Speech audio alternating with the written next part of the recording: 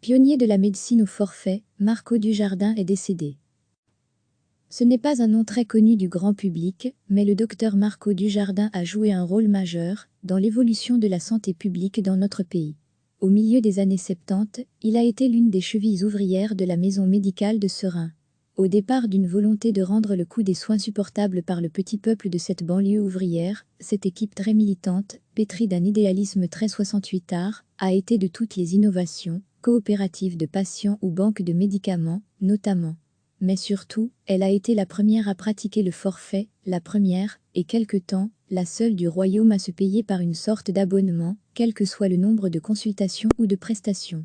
Une manière de délibéraliser la médecine, de la sortir des habitudes de la tarification à l'acte, au prix d'une opposition frontale et idéologique avec les instances, jusque-là représentatives des praticiens. L'habilité de Marco Dujardin a été, au-delà des discours de rupture et des pratiques de rupture, de se concilier des appuis institutionnels, aux mutualités chrétiennes, aux syndicats socialistes, pour parvenir, au prix d'intenses négociations, à intégrer le forfait dans les mécanismes de financement et de remboursement de l'assurance maladie-invalidité. Le système du forfait est désormais très largement répandu dans de nombreuses maisons médicales. Recevez chaque matin l'essentiel de l'actualité. Ce n'est pas un nom très connu du grand public, mais le docteur Marco Dujardin a joué un rôle majeur dans l'évolution de la santé publique dans notre pays. Au milieu des années 70, il a été l'une des chevilles ouvrières de la maison médicale de Seraing. Au départ d'une volonté de rendre le coût des soins supportable par le petit peuple de cette banlieue ouvrière, cette équipe très militante, pétrie d'un idéalisme très 68ard, a été de toutes les innovations, coopératives de patients ou banques de médicaments, notamment.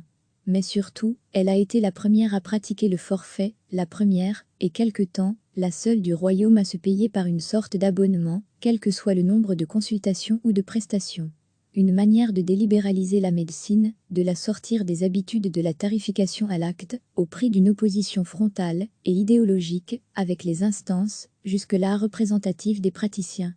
L'habilité de Marco Dujardin a été, au-delà des discours de rupture et des pratiques de rupture, de se concilier des appuis institutionnels, aux mutualités chrétiennes, aux syndicats socialistes, pour parvenir, au prix d'intenses négociations, à intégrer le forfait dans les mécanismes de financement et de remboursement de l'assurance maladie-invalidité.